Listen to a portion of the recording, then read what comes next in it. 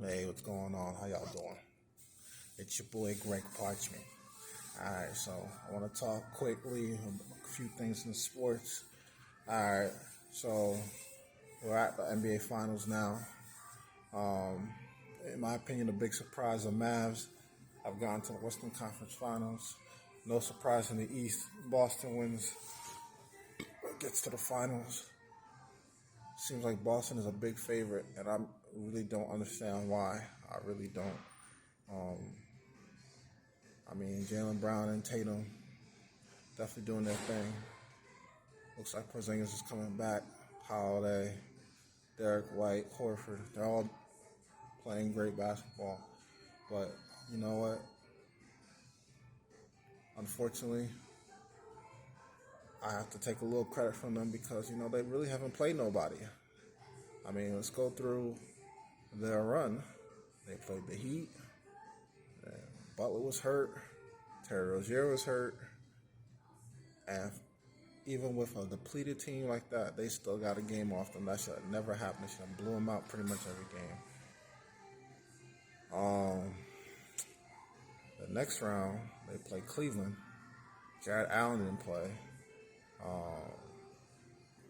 Donovan Mitchell was hurt second half of the series. So, again, I'm trying to understand how they even won a game without Jared Allen.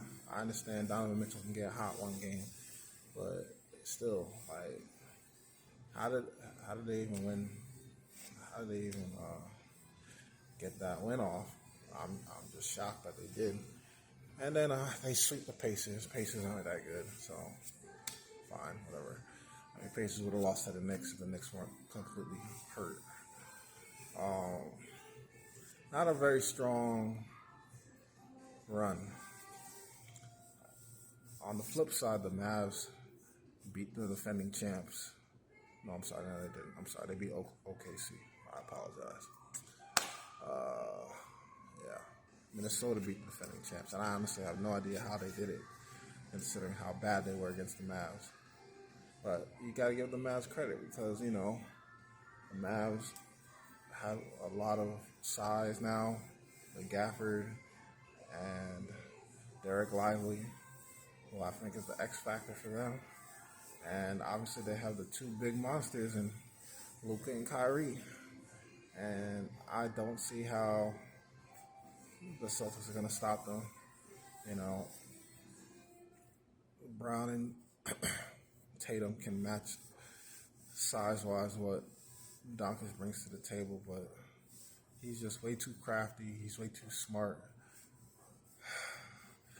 And, with the experience that Kyrie has and brings to the table, I am shocked that the Celtics are such a big favorite.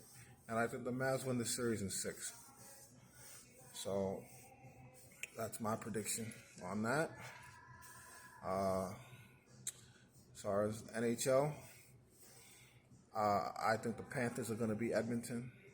I think Edmonton has shocked a lot of people. They definitely shocked me. They obviously have found the defense, which is scary, and they obviously have an incredibly lethal offense. But I really like the way Florida's playing right now. Pretty much if they get any type of lead in the third period, the game is pretty much over. That's how they've been playing. I think they're the strongest team right now. So I'm going to go with the Panthers in the NHL. And then I'm going to go into now what, at least on social media, what the biggest buzz is. This Caitlin Clark thing, okay? Here's my situation with Caitlin Clark, okay? First off, I reject all arguments that Caitlin Clark should be protected because she is the face of the league, okay? First of all, the league has shown that no matter how bad the ratings are, no matter how putrid the support is for the league, the NBA is going to subsidize this league. So obviously they want it to do well and they want it to stand on its own so that, the players can get more money and everybody in the league can get more money. But to try and act like this league is in trouble if they were going off basic economics for any time during this thing, this league would have been over like 25 years ago. The NBA is not going to. The NBA is not going to shut the league down. They should have, but they're not going to do it. So if you're not going to shut the league down, then technically you really don't need Caitlin Clark. Therefore, you should treat Caitlin Clark like any other player, as far as I'm concerned.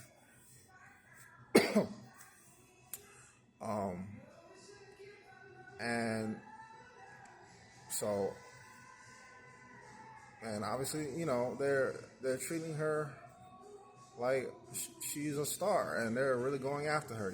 They're really like going after her really bad. And you know what? For the most part, I don't have an issue with it.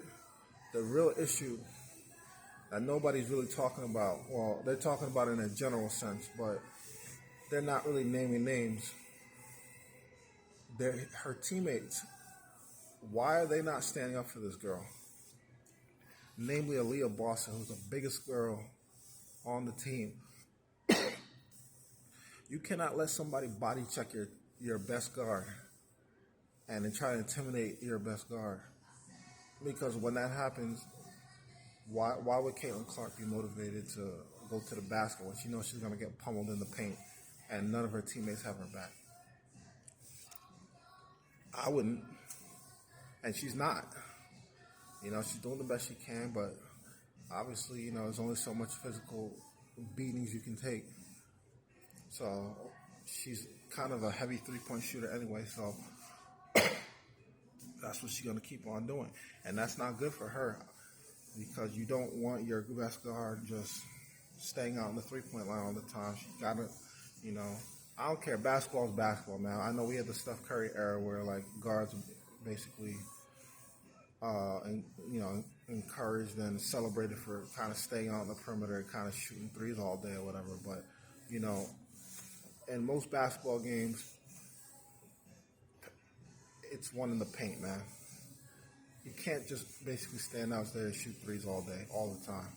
It's just hard to do. So, what I hope Caitlin Clark learns from this season is, you need to, first of all, stop being so predictable and just hanging out at the three-point line all day. You got to see when people are kind of trying to take that away from you and get to the paint and cause havoc there. Get a floater, get a mid-range jumper, and start causing havoc in there. That's what you got to start doing.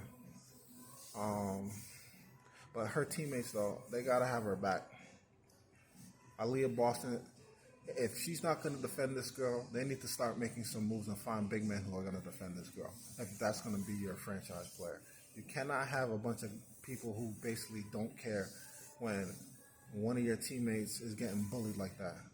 If you see any inkling of that going on, it doesn't matter. You have to at least get in their face. I'm not saying you got to hit somebody, but you got to get in their face and just like let them know that that's not going to be tolerated. That's just my opinion. But, not everybody's a fighter. And I'm not saying that they should be a fight, but I mean, that thing that happened in Chicago, that can't happen. There was another foul in Seattle where she was going Caitlin Clark was going baseline, and a lady, hit her across the chest. Didn't even go for the ball, and that looked bad too. I mean, like I said, this has been going on for a while. And if the refs are not going to handle it, like I said, her teammates, you don't got to like her, but when you're on the court, you have to have a mentality that, look, this is my teammate, I'm going to fight for her. And if you're not going to have a mentality, then you don't need to be there. I know they want to try to make it work with Boston, but she's got to show a little camaraderie with her. Otherwise, you got to choose, because that can't be going off well in the locker room. Like, if I know a teammate like that don't got my back like that, then it's gonna be some problems, dude. Like that's just how it's gotta be. The biggest girl has to be the defender of everybody, and you gotta step in and you gotta. I don't care if you think you're a star or not. You never Karl Malone. It was something I told my friend the other day. Karl Malone would never let John Stockton get beat up like that, and he not have something to say to somebody if they body checked him like that or did something or whatever. Like I understand you gotta kind of take care of yourself a little bit, but when it's like blatantly obvious that they're trying to take your girl out or trying to intimidate you, you gotta step in and you gotta let them know that's not going to be tolerated. So if they're not going to do that, then I don't know. Obviously, they stink anyway. So they're like 2-8. And on a side note, Shannon Sharp has a podcast with Ocho, and he's trying to talk about this WNBA thing. And I don't know what Ocho is doing, but Shannon Sharp. He obviously, takes his stuff seriously. He's prepared all the time. And you got to give him credit for that, for the most part. Like, he knows the general topic of conversation that he covers, He gets on with Ocho Cinco, and Ocho Cinco sounds like he knows nothing about what they're talking about. And they're supposed to be like partners in this nightcap thing. And I'm not trying to start no crazy beef or nothing like that, but yo, what is wrong with him?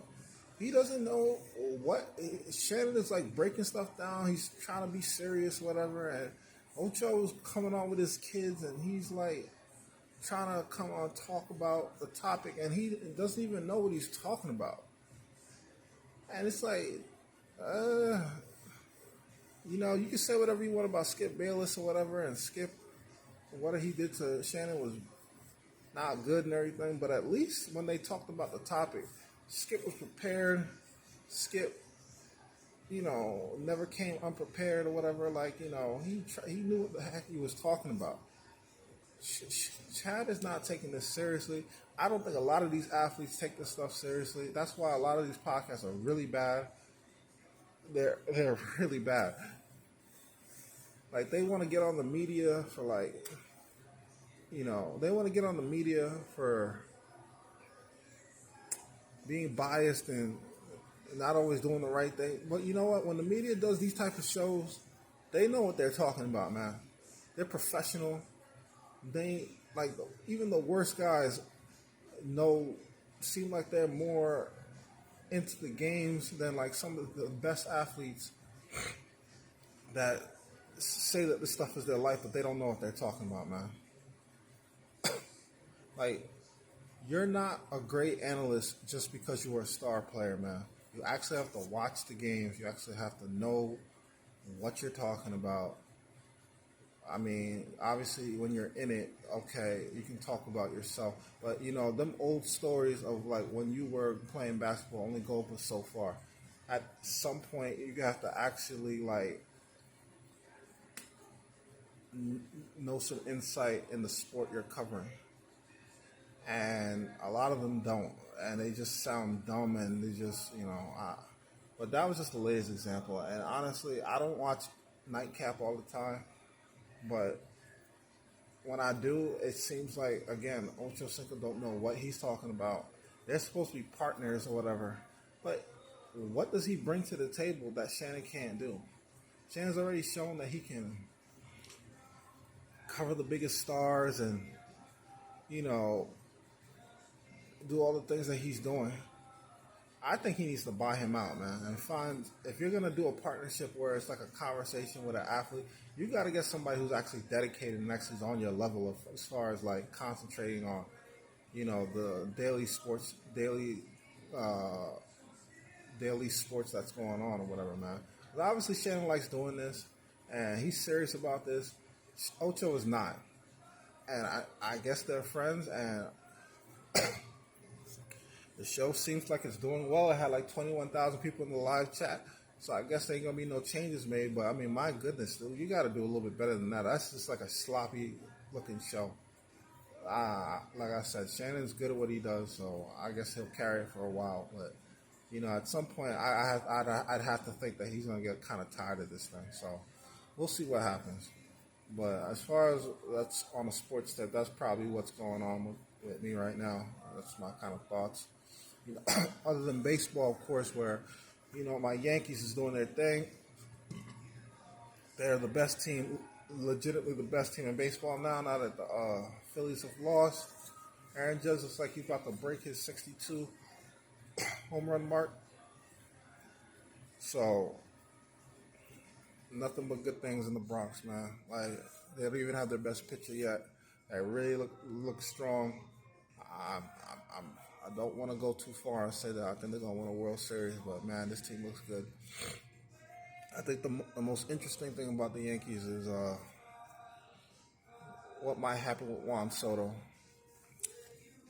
This might not be that interesting because I actually think the Yankees are going to re-sign him, but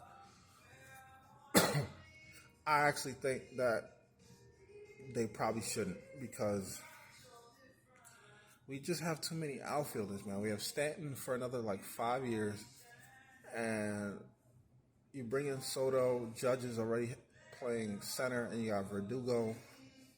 You got Spencer Jones and Jason Dominguez coming up, and they look good. They look like they're gonna be, good players and everything. And it's a good way to kind of get cheap outfield talent in there. I mean, we already seen Dominguez can hit, so I mean, but Jones looks like he could be another Judge because he's big and he's got that type of power. So you're gonna have to give Soto like $400, $500 million, and I know he's kind of relatively young, but that's these 10-year, $500 million contracts. I'm just not into these big, long contracts where a guy is going into his late 30s and his last 4 or 5 years, and he's done. You see, he's fallen off, and it's just not worth it, though. Right? But I mean, the way he's playing, it's kind of hard to justify not giving him his money. But plus, he's a fan favorite. The Yankees fans love him. I mean, they love him, dude. So I mean, it's gonna be hard to not bring him back, especially if Judge wants him back, which he probably does. So I don't know. I guess they'll probably end up trading Dominguez or trading Jones because I don't know where you're gonna put these guys if they're gonna be here. We'll see. But ultimately, the Yankees are great. They look great. This is the best the Yankees have looked in a while. I mean, even the team 2 years ago, that looked good too. But no, this team looks really, really good. And again, like I said, our best pitcher hasn't even pitched yet. So I'm very excited. And we got a legit closer in Holmes. Rotation looks fantastic. I mean, we'll see if they can hold up in the postseason, but excuse me, they look good right now. But yeah, man.